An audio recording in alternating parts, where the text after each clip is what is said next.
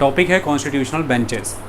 देखिए, October first week के दौरान आर्टिकल 370 को ख़त्म करने को लेकर के जितनी भी अलग अलग याचिकाएं दायर की गई हैं सुप्रीम कोर्ट के पास, उसके रिलेटेड सुप्रीम कोर्ट ने कॉन्स्टिट्यूशनल बेंच फॉर्म कर दी गई है और कॉन्स्टिट्यूशन बेंच इस पर सुनवाई करके अपना डिसीजन देगी। ऐसे में यूपीएससी एस्पिरेंट होने के नाते आपके लिए ज़रूरी हो जाता है कि आप ये जानें कि संविधान पीठ क्या होती है, यानी कि कॉन्स्टिट्यूशन बेंच क्या होता है, कब ये एग्जिस्टेंस में आई हैं, कितनी बार बनाई गई हैं, कितने जजेस मैक्सिमम इसमें हो सकते हैं, मिनिमम नंबर क्या होता है, कौन से आर्टिकल में कवर होती हैं। लेकिन सबसे इम्पॉर्टेंट इस लेक्चर में मैं फोकस करना चाहूँगा, क्लास के स्टूडेंट्स को तो पता है, अपने दूरदर्शकों को बताना चाहूँगा, इसमें हम बहुत इंपॉर्टेंट लैंडमार्क केसेस डिस्कस करेंगे आज, जिसमें आपको शंकरी प्रसाद केस से लेकर के गोलोकनाथ केस, केशवनंदा भारती केस, ये 3 इंपॉर्टेंट केस हैं जो हम इसके तहत डिस्कस करके हुए चलेंगे, ताकि आपको कॉन्स्टिट्यूशन बेंचेस का ग्राउंड प्रॉपर क्लियर हो। और ये 3 केसेस भी हम बेस्ट पॉसिबल मैनर में एक्सप्लेन करने की कोशिश करेंगे। इसके बाद ये आपको एम लक्ष्मीकांत की किताब में कभी भी दिक्कत नहीं देंगे। आर्टिकल 31A, आर्टिकल 31B और 9th schedule of the constitution का सारा कॉन्टेक्स्ट हम आपको समझाएंगे। समय समय पर हुई डिफरेंट अमेंडमेंट्स, जैसे amendment act 1, amendment act 17, amendment act 24 of 1971, वो भी हम आपको समझाएंगे इसी करंट की न्यूज़ से रिलेटेड। शुरुआत करते हैं। सबसे पहले हम डिस्कस करते हैं 1950 तक की सिचुएशन को, ताकि आपको बात समझ में आ जाए। देखिए, ऐसा था कि ब्रिटिशर्स के टाइम पर different land tenure system execute किए गए। ईस्ट की बात करें, बंगाल के रीजन में ज़मींदारी सेटलमेंट सिस्टम था, जिसे हम परमानेंट लैंड सेटलमेंट सिस्टम कहते हैं। मद्रास की, यानी कि साउथ ईस्ट ऑफ इंडिया की, और बॉम्बे की बात करें तो रैयतवाड़ी सेटलमेंट सिस्टम था। पंजाब रीजन और नॉर्थ वेस्ट फ्रंटियर की बात करें तो महलवाड़ी सिस्टम था। टोटल 3 लैंड सिस्टम थे उनके, लैंड सेटलमेंट सिस्टम, ज़मींदारी यानी कि permanent land settlement system, ryotwari और महलवाड़ी। इन तीनों के प्रोसेस के तहत वो चलते रहे। देश आज़ाद होने के बाद भारत की सरकार ने ये तय किया कि वो एक एगैलिटेरियन सोसाइटी को इस्टेब्लिश करेगी, मतलब ऐसा समाज जिसमें सामाजिक तौर पर, आर्थिक तौर पर, राजनीतिक तौर पर, सोशली, पॉलिटिकली, इकोनॉमिकली लगभग सबके पास कुछ बेसिक अधिकार और बेसिक पोजीशन सबकी एक सोसाइटी में एग्जिस्ट करती हो, ताकि वो अपने लिए एक बेटर लाइफ लीड कर सकें, एक बेटर लिविंग स्टैंडर्ड अचीव कर सकें। ऐसे में ये माना गया कि जो भी चीज़ें इल प्रैक्टिस्ड की गई हैं ब्रिटिशर्स के टाइम पर, उन्हें अनडन करना ज़रूरी है, उन्हें रिवर्ट करना ज़रूरी है, जिसको लेकर के ज़मींदारी के तहत, रैयतवाड़ी के तहत उन्होंने जो भी ज़मीनें लोगों को दी थी वो ले करके एक सीलिंग लेकर के आनी है, जिसके तहत उस लेवल तक ज़मीन तो उस पर्सन के पास छोड़ी जाएगी, लेकिन उससे ज़्यादा ज़मीन जो है वो ले करके जो सोशली इकोनॉमिकली डिप्राइव्ड सेक्शन हैं, जो लैंडलेस फार्मर्स हैं, जो एग्रीकल्चरल लेबरर्स हैं, उनको वो ज़मीन दी जाएगी। यानी कि ज़मींदारी का एबोलिशन करना ज़रूरी है। सबसे पहले ज़मीन का वितरण होना सही तरीके से ज़रूरी है, लैंड डिस्ट्रीब्यूशन सही तरीके से होना ज़रूरी है, ऐसा माना गया था उस समय में। तो इसके लिए एबोलिशन, ज़मींदारी एबोलिशन कानून तो आना था, लेकिन अब यहाँ पर सबसे बड़ा मुद्दा ये आ जाता है कि लैंड जो कि केंद्र और राज्य सरकार में, सेंट्रल और स्टेट गवर्नमेंट में, स्टेट गवर्नमेंट का इशू है, यानी कि ये स्टेट लिस्ट का पार्ट है। आई बात समझ में? ज़मींदारी एबोलिशन लेकर के आना, सरकार ने यह तय किया कि ज़मींदारी को ख़त्म करेंगे, जिसे ज़मींदारी उन्मूलन कानून भी हम कह देते हैं। 1950s में यही सब चलता रहा। देश में प्रधानमंत्री जवाहरलाल नेहरू हैं, कांग्रेस की सरकार है, ये तय किया गया है for the purpose of egalitarian society हम लैंड ऑर्गेनाइज़ करके उसे फिर से रीडिस्ट्रीब्यूट करेंगे, और इसके लिए हम जिनके पास अधिक ज़मीन है उनसे लेकर के जिनके पास ज़मीन नहीं है उसको देंगे। इसके लिए लैंड पे एक सीलिंग लगाई जाएगी। तो इसको लेकर के शुरुआती सालों में ही बड़े पैमाने पर अलग अलग राज्यों में राज्य सरकारों के द्वारा ज़मींदारी को एबोलिशन करके, यानी कि ज़मींदारी को ख़त्म करने वाले कानून लाए गए। इसके तहत रैयतवाड़ी, ज़मींदारी, महलवाड़ी के तहत जिनके पास पहले से ज़मीनें थीं, सरकारों ने उनसे वो ज़मीनें जब लेनी शुरू की तो उन लोगों ने बड़े पैमाने पर वहाँ के जो भी कोर्ट हुआ करते थे, मान लीजिए कि आप हाई कोर्ट किसी भी स्टेट की बात करते हैं तो हाई कोर्ट में याचिकाएँ दायर करनी शुरू कर दी, क्योंकि ज़मीन जो हुआ करती थी वो फंडामेंटल राइट टू प्रॉपर्टी के एस्पेक्ट में आती थी। राइट टू प्रॉपर्टी एक फंडामेंटल राइट था, आपका मौलिक अधिकार था। आई बात समझ में? तो आप सीधे सीधे हाई कोर्ट को या सुप्रीम कोर्ट को अप्रोच कर सकते थे। ठीक है, हाई कोर्ट को भी रिट पिटीशन के तहत अप्रोच करिए, सुप्रीम कोर्ट को भी आप रिट पिटीशन के थ्रू अप्रोच करिए। सुप्रीम कोर्ट अगर आपको जाना है रिट लगवाने के लिए तो आर्टिकल 32 के तहत आप जाते थे। हाई कोर्ट अगर आपको जाना था रेट लगवाने के लिए तो आर्टिकल 226 के तहत आप जाते थे। तो मतलब 226 अनुच्छेद का इस्तेमाल करके हाई कोर्ट चले जाते थे सीधा, डिस्ट्रिक्ट कोर्ट या अदर अपील के माध्यम से जाने की ज़रूरत ही नहीं, और आर्टिकल अनुच्छेद 32 का इस्तेमाल करके सीधे चले जाते थे सुप्रीम कोर्ट के पास। इस तरह से अब शुरुआत ये हुई। तो शुरुआत में 1950 में एक केस उभर करके आया, ये बिहार का केस था कामेश्वर सिंह का।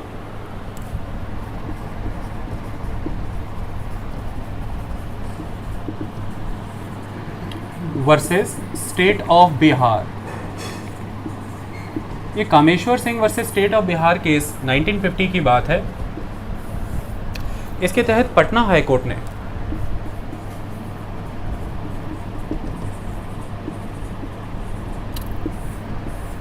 जमींदारी कानून के तहत कामेश्वर सिंह की ज़मीन बिहार सरकार ले लेना चाहती थी और उनको दे देना चाहती थी सीलिंग लगा के। इनको कहा गया कि आप इतनी ज़मीन रख सकते हैं, उनको दे देना चाहती थी जिनके पास ज़मीनें नहीं हैं।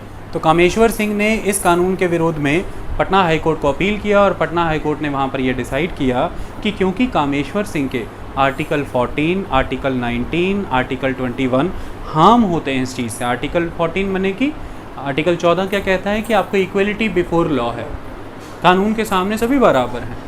आर्टिकल 19 के अंदर आपको वो 6 अभिव्यक्ति की स्वतंत्रता के अधिकार मिले हुए हैं ना, फ्रीडम ऑफ एक्सप्रेशन के 6 राइट्स मिले हुए हैं। आर्टिकल 21 आप सभी जानते हैं राइट टू लाइफ से जुड़ा हुआ है, जैसे आज की डेट में हम राइट टू डिग्निफाइड लाइफ जोड़ते हैं। तो ऐसा माना पटना हाई कोर्ट ने कि भाई ज़मीन जो है इस समय उनकी प्राइवेट प्रॉपर्टी वो पोजेस कर सकते हैं, फंडामेंटल राइट का एस्पेक्ट है, और इसको अगर कोई राज्य सरकार ले रही है तो इसकी वजह से उनका आर्टिकल 14, 19, 21 प्रभावित हो रहा है। तो किसी भी तरह से बिहार सरकार ये ज़मीन नहीं ले सकती। किस पर्सन से? कामेश्वर सिंह से। उनको उनकी ज़मीन वापस रिस्टोर कराई जाए, दैट इज़ ऑल। क्योंकि कोर्ट को कैसे चलना है? कोर्ट को चलना है कॉन्स्टिट्यूशन के प्रोविज़न के अकॉर्डिंग, और इस पे क्या डिबेट है वो हम अभी शुरू करेंगे, पहले हमें ये केसेस समझने होंगे। ऐसे में जवाहरलाल नेहरू की सरकार ने कुछ चीज़ें ऑब्जर्व की। उन्होंने क्या देखा कि अभी 1950 है और ये मुहिम शुरू हो चुकी। अलग अलग राज्यों से बड़े सारे हाई कोर्ट भर दिए गए, किसके तहत? जो भी ज़मीन से रिलेटेड कानून ला रही थी राज्य की सरकारें, स्टेट गवर्नमेंट्स, उनके अगेंस्ट इन सभी ने याचिकाएं दायर करने शुरू कर दी अपने अपने स्टेट के हाई कोर्ट्स में। ऐसे में जवाहरलाल नेहरू की सरकार ने एक दूसरा रास्ता निकाला और उन्होंने 1951 में पहला कॉन्स्टिट्यूशनल अमेंडमेंट एक्ट ला के रख दिया, यानी कि पहला भारतीय संविधान संशोधन कानून आ गया। आए बात समझ में? तो फर्स्ट कॉन्स्टिट्यूशनल अमेंडमेंट एक्ट, इसने क्या कर दिया? पहले आपको पता होना चाहिए कि 1951 में आया है फर्स्ट कॉन्स्टिट्यूशनल अमेंडमेंट। मतलब अगर आप संविधान में कोई परिवर्तन करना चाहते हैं तो उसको कहा जाता है संशोधन। जिन बच्चों को बिल्कुल पॉलिटी का ज्ञान नहीं है वो ये बात याद रखें कि संविधान में आपको परिवर्तन करने के लिए अगर कोई चीज़ वेरी करना चाहते हैं, कोई चीज़ रिपील करना चाहते हैं, ओमिट करना चाहते हैं, ऐड करना चाहते हैं, तो आपको फिर ये अमेंडमेंट एक्ट लाने पड़ते हैं। तो उन्होंने फर्स्ट कॉन्स्टिट्यूशनल अमेंडमेंट एक्ट 1951 में ला करके 3 चीज़ें कर दी। वो 3 चीज़ें क्या थी? सबसे पहली चीज़ ये कर दी कि एक आर्टिकल 31A, आर्टिकल 31 तो था ही, आर्टिकल 31A ऐड किया। सेकंड चीज़ क्या कर दी? आर्टिकल 31B ऐड कर दिया। आर्टिकल 31A ऐड किया। आर्टिकल 31A के तहत कुल 5 कैटेगरी के ऐसे कानून लाए गए, 5 कैटेगरी के लॉ जो प्रॉपर्टी से रिलेटेड थे, जो कॉरपोरेशंस को आपस में जोड़ देने, अमेलगमेशन कर देना, ख़त्म कर देना, घटा देना, बढ़ा देने से ज़रूरी थे, जो किसी भी अधिकारी जो इन कॉरपोरेशंस में, दफ्तरों में, कहीं पर भी काम, उनकी पोजीशन को बढ़ा देना, घटा देना, रद्द कर देना, मतलब इस तरह के कानून इसमें स्टेट से एस्टेट माने संपत्ति, प्रॉपर्टी से रिलेटेड, प्राइवेट प्रॉपर्टी से रिलेटेड कानून, ये सारी चीज़ें आती हैं। इन 5 तरह के कानून को आर्टिकल 14, 19, 21 से प्रोटेक्शन देने के लिए आर्टिकल 31A ला दिया। मतलब आर्टिकल 31A के तहत वो जो 5 प्रोविजंस दिए गए हैं, उन 5 प्रोविजंस को सेटिस्फाई करने के लिए अगर किसी तरह का भी कोई कानून आता है और वो कानून अगर किसी भी भारतीय नागरिक के आर्टिकल 14, 19 या 21 को प्रभावित करता है, तो पहले क्या हो सकता था कि आप कोर्ट चले जाते तो कोर्ट जा कर के उस कानून को ख़त्म कर देता, निरस्त कर देता, अल्ट्रा वायरस डिक्लेयर कर देता, अनकॉन्स्टिट्यूशनल डिक्लेयर कर देता। लेकिन अब क्योंकि आर्टिकल 31A का एक प्रोटेक्शन मिल गया है और उस प्रोटेक्शन के तहत उन 5 ग्राउंड्स पे अगर आप कोई भी कानून ला रहे हैं और वो कानून किसी भी नागरिक के 14, 19 और 21 आर्टिकल को हार्म कर रहा है तो भी वो नागरिक कोर्ट नहीं जा सकता। मतलब कोर्ट की आपने जुडिशियल रिव्यू की पावर को यहाँ पर कम कर दिया आर्टिकल 31A ला करके, ठीक है।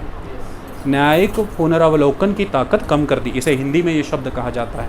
सेकंड, आर्टिकल 31B आप लेकर के आए और आर्टिकल 31B का मतलब यहाँ पर ये है कि जब कॉन्स्टिट्यूशन एग्जिस्टेंस में आया था 26 नवंबर 1949 जब सिग्नेचर्स हुए और 26 जनवरी 1950 को जब संविधान देश पे लागू हुआ, ओरिजिनली उसमें स्टार्टिंग में ही 395 आर्टिकल और 8 शेड्यूल थे, वो इनके साथ ही एग्जिस्टेंस में आया है। तो फिर जो नया पहला शेड्यूल एंटर होगा तो वो 9th शेड्यूल ही होगा ना, 8 शेड्यूल तो पहले से ही थे, तो 9th शेड्यूल इसके थ्रू एंटर कराया गया। आई बात समझ में? आर्टिकल 31B के तहत 9th शेड्यूल एंटर हो गया और इस 9th शेड्यूल में ये मेंशन है कि जो भी कोई कानून बनने के बाद कानून राज्य सरकार का हो या कानून केंद्र सरकार का हो। देखिए, स्टेट में लेजिस्लेचर्स होती हैं, विधानसभाएं, कुछ में बाय कैमरल होता है, विधानसभा विधान परिषद दोनों होती है, मेजॉरली विधानसभा होती है, लेजिस्लेटिव असेंबली। राज्य भी कानून बनाते हैं राज्य के लिए, जो टॉपिक्स उनकी स्टेट लिस्ट में गिवन है उसके ऊपर वो राज्य में कानून बनाते हैं। सेम जो भी टॉपिक यूनियन लिस्ट में गिवन है उसके ऊपर केंद्र कानून बनाता है संसद में, और जो भी टॉपिक कॉन्करेंट लिस्ट में गिवन है उस पर स्टेट भी कानून बना लेता है और केंद्र भी, सेंटर भी बना लेता है। अब ऐसे में ये बोला गया कि जो भी कोई कानून, चाहे वो राज्य ने बनाया चाहे केंद्र ने बनाया, स्टेट ने या सेंटर ने, अगर वो कानून एनी लॉ, ध्यान से सुनिए, any law, it is not particularly related with the land, related with the property, any law, अगर वो लॉ को उठा करके 9th शेड्यूल में डाल दिया है, ठीक है, 9th शेड्यूल में डाल दिया है, तो वो लॉ सारे फंडामेंटल राइट्स, यानी कि किसी भी फंडामेंटल राइट से प्रोटेक्शन पा जाता है। अगर वो किसी भी फंडामेंटल राइट को हार्म कर रहा है तो प्रोटेक्शन पा जाएगा। तो इसमें क्या हुआ आर्टिकल 31B में कि पहली बात तो यहाँ पे 5 लॉ या 5 ग्राउंड तक आप सीमित नहीं है, एनी लॉ। और सेकंड एस्पेक्ट आर्टिकल 14, 19, 21 की बात नहीं है, एनी ऑल फंडामेंटल राइट। तो ये एक अल्टीमेट ब्लैंकेट प्रोटेक्शन दे दिया 9th शेड्यूल के नाम पे, किसको? पार्लियामेंट को, कि पार्लियामेंट अब कोई भी कानून बना करके 9वें शेड्यूल में डाल दे, फिर उसके ऊपर देश की कोई भी न्यायालय, कोई भी कोर्ट कुछ कर नहीं सकती। आई बात समझ में? तो इस तरह से फर्स्ट कॉन्स्टिट्यूशन अमेंडमेंट एक्ट में बहुत कुछ हुआ था। लेकिन ध्यान रखें, आज हम कॉन्स्टिट्यूशन अमेंडमेंट एक्ट नहीं पढ़ रहे, जब हम वो पढ़ेंगे तो आपको उसके बारे में पढ़ाया जाएगा। आज हम ये पढ़ रहे हैं कि फर्स्ट कॉन्स्टिट्यूशन अमेंडमेंट एक्ट के तहत आर्टिकल 31A लाया गया और उसके तहत आर्टिकल 31B आया, और आर्टिकल 31B के तहत 9th शेड्यूल ऐड हो गया, क्योंकि पहले से ही 8 शेड्यूल तो एडेड ही थे। ये बात समझ में आई? और तब से लेकर के 9th शेड्यूल में आज दिन तक लगभग 300 के अराउंड नए अमेंडमेंट ऐड कर दिए गए हैं। टोटल ऑलमोस्ट 300 नए कानून उसमें जोड़ दिए गए हैं अमेंडमेंट कर करके। और इस 9th शेड्यूल में कानून डालने के लिए ही अब तक मैक्सिमम अमेंडमेंट्स आए हैं। फर्स्ट कॉन्स्टिट्यूशन अमेंडमेंट एक्ट तो आया, उसके बाद अब आपको 9th शेड्यूल में जब भी कोई चीज़ डालनी है तो आपको कॉन्स्टिट्यूशन में फर्दर अमेंड ही करना होगा ना, तो ही आप चीज़ 9th शेड्यूल में डालेंगे ना। तो लगभग 4th constitutional amendment act, 17th constitutional amendment act, 24th constitutional amendment आते रहे, और 17th कॉन्स्टिट्यूशनल अमेंडमेंट एक्ट में तो इसमें अमेंडमेंट करके टोटल 44 कानून एक ही बार में डाले, 44 लॉज एक ही बार में घुसा दिए इसके अंदर। तो अब जब भी इसके एग्जिस्टेंस में आने के बाद इसमें कभी भी कोई नया कानून घुसाना होगा, राज्य सरकार का या केंद्र का कोई नया कानून आपको इसमें इंसर्ट करना है, डालना है, तो आपको कॉन्स्टिट्यूशन तो अमेंडमेंट करना ही पड़ेगा। वो अमेंडमेंट्स अगर अब तक देखें तो मैक्सिमम अमेंडमेंट इस 9th शेड्यूल में लॉ डालने के रिलेटेड ही है। और अल्टीमेटली जब इसकी शुरुआत हुई थी सबसे लेकर के अब तक इसमें लगभग 300 लॉज डाल दिए गए हैं अमेंडमेंट कर करके, और उनको प्रोटेक्शन मिलते चला जा रहा है। आई बात समझ में? ये सारी कहानी थी। अब जब ये कहानी है, उधर से जवाहरलाल नेहरू ने बोला कि हमें अमेंडमेंट वाला ही रूट अपना लेना पड़ेगा, हम अमेंडमेंट ही ले आते हैं, सारा प्रोसेस ही ख़त्म कर देंगे। उधर से देश में जो ज़मींदार थे उन्होंने भी अपना ग्रुप बनाया, उन्होंने देखा कि इस चीज़ को हमें टैकल करना होगा, अदरवाइज़ हमारी प्रॉब्लम सॉल्व नहीं होंगी। अलग अलग राज्यों में अलग अलग कोर्ट में केसेस चल रहे थे, लेकिन ऐसे में अब ज़मींदारों ने अपना एसोसिएशन ग्रुप बना करके अपने प्रोसेस को आगे परस्यू करते हुए सुप्रीम कोर्ट का दरवाज़ा खड़का दिया। और सुप्रीम कोर्ट का ये केस है शंकरी प्रसाद का केस। आई बात समझ में? अब शंकरी प्रसाद में जब 1951 Shankari Prasad versus union of India, जब भी हम बात कर रहे थे Kameshwar Singh versus state of the के Bihar, now we have to talk about the Shankari Prasad versus the union of India. और ये केस 1951 का है। हमने पहले वाला पढ़ा 1950, और अब जो शंकरी प्रसाद है 1951 का। 1951 के शंकरी प्रसाद केस में क्या होगा, देखिए समझिए। अब उसके तहत जो ज़मींदार हैं, जो भी प्रॉपर्टी होल्डर्स हैं, जिनकी ज़मीनें जा रही थी किस नाम पर कि आप सोशलाइज, आप समाजवाद स्थापित कर रहे हैं, आप सबको ये कह रहे हैं कि सबके पास इक्वल रिसोर्सेज लगभग होने चाहिए कि वो अपनी ग्रोथ कर सकें, और जो भी मिसडीड्स ब्रिटिशर्स ने की हैं आप उन्हें अनडन कर रहे हैं। तो इसके तहत अब आप क्या करते हैं, आप ज़मीनें ले रहे हैं, उसके खिलाफ सुप्रीम कोर्ट में गए हैं ज़मींदार, किस कानून का हवाला लेकर के? देखिए कॉन्स्टिट्यूशन। आज जुडिशरी है, एग्जीक्यूटिव है या लेजिस्लेचर है, यही तीन ऑर्गन होते हैं ना सरकार के। जुडिशरी जो कानून को लागू कराती है, एनफोर्सेबल एजेंसी है हमारे देश की, दैट इज़ न्यायालय। उसके बाद एग्जीक्यूटिव है, कार्यकारिणी है, उसको सारे के सारे कानून ज़मीन पर इम्प्लीमेंट करने, एग्जीक्यूट करने लेकर जाकर। और लेजिस्लेचर है, विधायिका है, कानून बनाने का काम करती है। अब ऐसे में ये होता है कि हमारे संविधान के तहत ही इन तीनों को चलना है। संविधान में सभी शक्तियाँ भी गिवन हैं, स्ट्रक्चर भी गिवन है इनका, और किस दिशा में इन्हें आगे बढ़ना है, मतलब सोशल, पॉलिटिकल, इकोनॉमिक गाइडेंस भी गिवन है। और कॉन्स्टिट्यूशन इज़ वेरी यूनिक, इनका स्ट्रक्चर भी बताता है, इनका फंक्शन भी बताता है, इन्हें गाइड भी करता है, डायरेक्शन भी देता है, और किसका क्या अधिकार क्षेत्र है, पावर है, ये भी बताता है। अब ऐसे में क्या हुआ, इस पूरे कॉन्स्टिट्यूशन को देखें तो आपको आर्टिकल 12 से लेकर के आर्टिकल 12 से लेकर आर्टिकल 35 तक एक श्रेणी मिलेगी फंडामेंटल राइट्स की। जब आप फंडामेंटल राइट्स की बात करते हैं तो ये पार्ट 3 में आते हैं कॉन्स्टिट्यूशन के। अब फंडामेंटल राइट में जो आर्टिकल 12 है वो एक वर्ड को एक्सप्लेन करता है। वो वर्ड क्या है? Word is state. स्टेट, यहाँ पे स्टेट माने राज्यों की बात नहीं हो रही। जब हम बात करते हैं ना, जब आप जीके की किताब में याद करते हैं कैपिटल क्या है, तो आप स्टेट का कैपिटल याद करते हैं, पंजाब का कैपिटल चंडीगढ़ याद करते हैं, हरियाणा का चंडीगढ़ याद करते हैं। इस तरह से स्टेट कैपिटल्स आप लर्न कर रहे हैं। यहाँ पे स्टेट वर्ड का मतलब वो स्टेट्स नहीं है, ये कंट्री और स्टेट की बात नहीं। यहाँ पर स्टेट का मतलब है राज्य। राज मने जो स्टेट एक ऑर्गन है, मतलब कि जो कानून है, नियम है, उसको यहाँ पर स्टेट कह करके पुकारा गया है। अब अल्टीमेटली जब स्टेट की बात होती है तो इसमें सब आते हैं, मतलब सेंटर आती है, सेंट्रल गवर्नमेंट आती है, स्टेट गवर्नमेंट्स आ जाती हैं। सेंटर और स्टेट गवर्नमेंट के अंदर कोई भी further group, company, institution work कर रहा है वो इसके अंदर आ जाती हैं। इनकी कहीं किसी तरह की किसी प्रोजेक्ट में किसी जगह पे कोई हिस्सेदारी है वो इसके अंदर आ जाता है। और third tier of the government यानी कि urban local body, rural local body यानी कि पंचायतें, म्यूनसिपलिटी, इसके अंदर सब कवर हो जाते हैं। एवरीथिंग ये सब स्टेट के अंदर आ जाता है। आर्टिकल 12 इसी को समझाता है। आर्टिकल 13 क्या कहता है? सारा खेल आर्टिकल 13 का है। देखिए मैं क्लियर कर दूं, हम पॉलिटी का चैप्टर कर नहीं रहे, हमें कॉन्स्टिट्यूशन बेंचेस अच्छे से एक्सप्लेन करना, उसके लिए कुछ केसेस बताने, केसेस समझ आ जाए उसके लिए हमें स्टेट और आर्टिकल 13 का जिक्र करना पड़ रहा है। जब हम पॉलिटी वाइज पढ़ाएंगे तो एक एक आर्टिकल को खोल खोल के कराएंगे डिटेल में। आज हम उस सेंस में नहीं कर रहे, फिर भी हम काफ़ी जानकारी दे देंगे आपको as compare to other lectures. अब आर्टिकल 13 की अगर हम बात करें तो वो यहाँ पर ये कहता है, जिसको पढ़ना ज़रूरी है एग्जैक्ट वर्ड बाय वर्ड, ताकि आपको कोई कन्फ्यूजन ना हो। आर्टिकल 13 कहता है, article 13 declares that all the laws that are inconsistent with or in derogation of any of the fundamental rights shall be void। क्या कहा इसने कि कोई भी कानून जो इनकंसिस्टेंट है या डेरोगेट करता है, डेरोगेटरी है फंडामेंटल राइट्स के प्रति, वो वॉइड डिक्लेयर हो जाएगा। आई बात समझ में?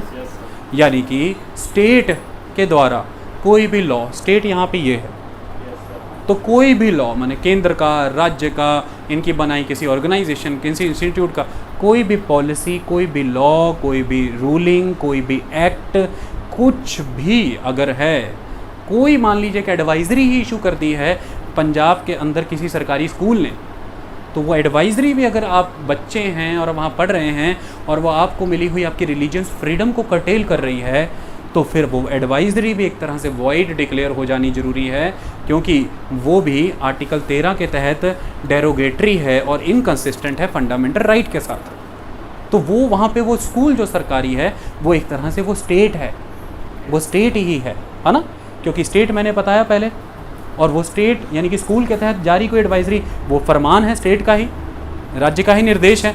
तो वो अगर संविधान में दिए हुए मौलिक अधिकार फंडामेंटल राइट के साथ कंसिस्टेंट नहीं है या डेरोगेटरी है तो वो अपने आप में ही अल्ट्रा वायरस अनकॉन्स्टिट्यूशनल डिक्लेयर हो जाएगा। ये बात क्लियर हो गई?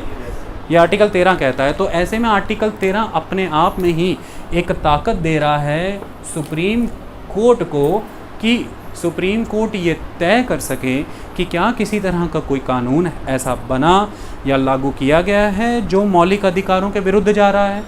मतलब कि सुप्रीम कोर्ट को फिर ये ताकत मिल रही है कि सुप्रीम कोर्ट जुडिशियली रिव्यू कर सकता है किसी भी कानून को। तो अल्टीमेटली हमारे देश के संविधान में कहीं भी ओपनली ये नहीं लिखा गया है कि जुडिशियल रिव्यू जैसा कोई कंसेप्ट होता है, लेकिन आर्टिकल 13 से यह भावना निकल करके आती है, इम्प्लिसिटली उसमें ये बात गिवन है कि वो जुडिशियल रिव्यू की ही बात कर रहा है, और ये जुडिशियल रिव्यू का कंसेप्ट फिर हमारे कॉन्स्टिट्यूशन से डिराइव कर लिया है जुडिशरी ने, और अल्टीमेटली इसका सोर्स है यूनाइटेड स्टेट्स ऑफ अमेरिका। तो आपसे कभी पूछा जाए कि हमारे संविधान में जुडिशियल रिव्यू का तत्व कहाँ से आता है, ये यूएसए से आता है, यूएसए के कॉन्स्टिट्यूशन से आता है। आई बात समझ में? अब इसके तहत आर्टिकल 13 की दुहाई देते हुए वो ज़मींदार दौड़े हैं किसके पास? यूनियन ऑफ इंडिया के अगेंस्ट सुप्रीम कोर्ट के पास। समझ आ गई?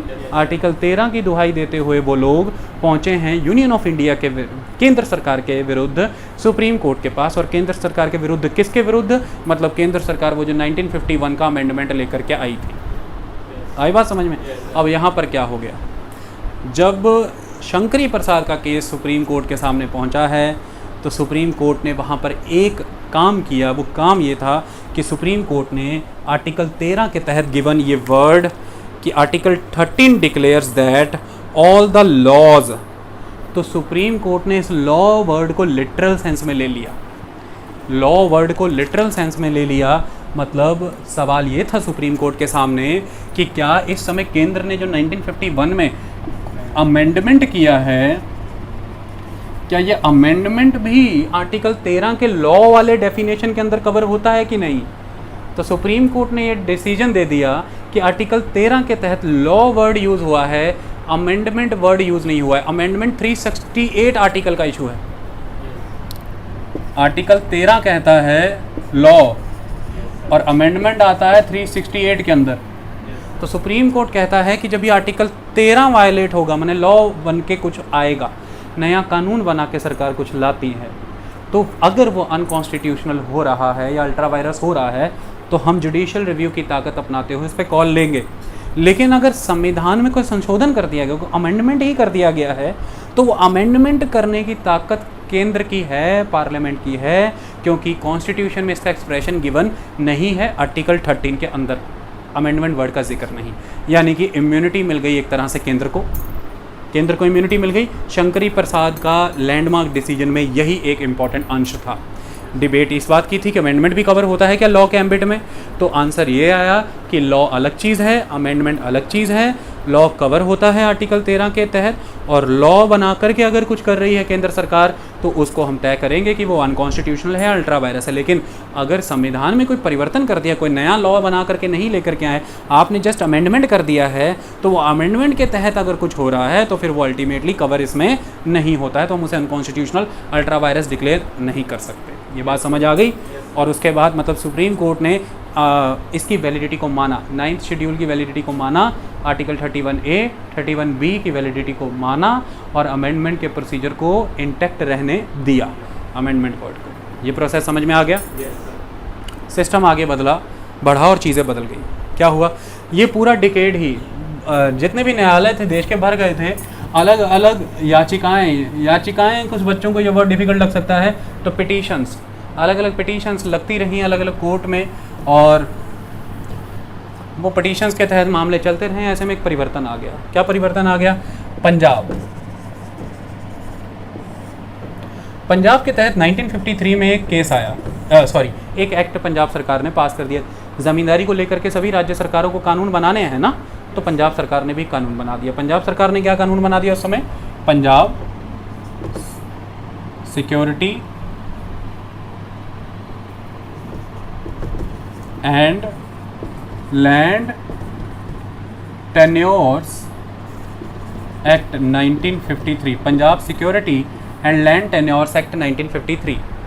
Punjab security and land tenures act के तहत फिर हुआ क्या? पंजाब में रहते थे दो भाई, Henry and William Golaknath. Henry Golaknath और विलियम गोलकनाथ, इन दोनों के पास 500 एकड़ जमीन था। Punjab security and land tenure act के तहत जमींदार वाले कानून को लागू करा दिया गया। तो उसके तहत रूल ये आ गया कि हेनरी एंड विलियम गोलकनाथ को ये कह दिया गया, अकेले इनको नहीं कहा गया होगा, सभी को कहा गया होगा, लेकिन इन्होंने केस लगा दिया इसलिए इनका केस आ गया। तो इनको ये कहा गया कि भाई आप दोनों के पास 500 एकड़ ज़मीन है, अब तो सीलिंग आ गई, लाइन बना दी गई कि इसके ज़्यादा ज़मीन आप रखेंगे नहीं ना, लिमिट लगा दिया गया है। तो आप ऐसा करिए, आप दोनों भाई 30 एकड़ रखिए, बाकी ज़मीन छोड़िए। 30 एकड़ ईच। अब 30 एकड़ ईच ज़मीन रखेंगे, 500 एकड़ ज़मीन है उनके पास, दोनों को बोला 30 एकड़, मतलब 500 में से सिर्फ बचा 60 एकड़। 60 एकड़ ज़मीन रखो, बारी छोड़ो, तो छोड़ेगा तो नहीं कोई आदमी। और ये राज्य सरकार का कानून है, क्योंकि लैंड का इशू किसके अंदर आता है? स्टेट के अंदर आता है। इस पर डिबेट चलती रही, दोनों भाई अपने लेवल पर मामले को परस्यू करते रहे, मैटर चलता रहा। लेकिन अब हुआ क्या कि चैलेंज किया जा सकता है इसको डिफरेंट कोर्ट्स में। पंजाब में ही, पंजाब हाई कोर्ट में इसको चैलेंज किया जा सकता था। ऐसे में अब इस लॉ को प्रोटेक्शन मिलना है और बहुत सारे अदर लॉज है जिनको प्रोटेक्शन मिलना है कि नहीं? तो इनको प्रोटेक्शन देने के लिए फिर एक कदम आएगा। वो क्या आएगा? 17th कॉन्स्टिट्यूशनल अमेंडमेंट एक्ट 1964 आया। 17th पहला फर्स्ट कॉन्स्टिट्यूशनल अमेंडमेंट एक्ट 1951 में आया ना। मैंने बताया था ना कि फिर 9th शेड्यूल आया उसके थ्रू, और अब 9th शेड्यूल में सारे कानून डालने पड़ेंगे अगर उन्हें आप प्रोटेक्शन दिलाना चाहते हो। तो फिर 17वां constitution, 17th constitutional amendment act, ये आया है जी 1964 में, 1964 में। अब 17 कॉन्स्टिट्यूशनल अमेंडमेंट एक्ट 1964 में टोटल भारत राज्यों में अलग अलग राज्यों की विधानसभाओं ने जितने कानून पास किए थे ज़मीन और बाकी मुद्दों से रिलेटेड, टोटल 44 कानून, 44 कानून उठा करके डाल दिया 9th शेड्यूल में इस अमेंडमेंट एक्ट के तहत। और इसी के तहत फिर डाल दिया गया ये Punjab security and land tenure act 1953 उठा करके 9th शेड्यूल के अंदर via the 17th constitutional amendment act 1964। ऐसे में अब गोलकनाथ भाइयों ने केस अप्लाई कर दिया है against the state of Punjab. So Golaknath versus state of Punjab case 1967 पहुंचा सुप्रीम कोर्ट के पास। ये बात क्लियर हुई?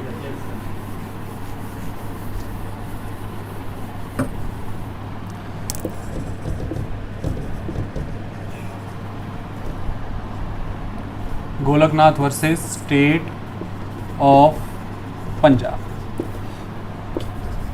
Year 1967। Golaknath versus state of Punjab case जब पहुंचा है सुप्रीम कोर्ट के पास, तो सुप्रीम कोर्ट को इस पर दो बातों पे तय करना है। क्या तय करना है?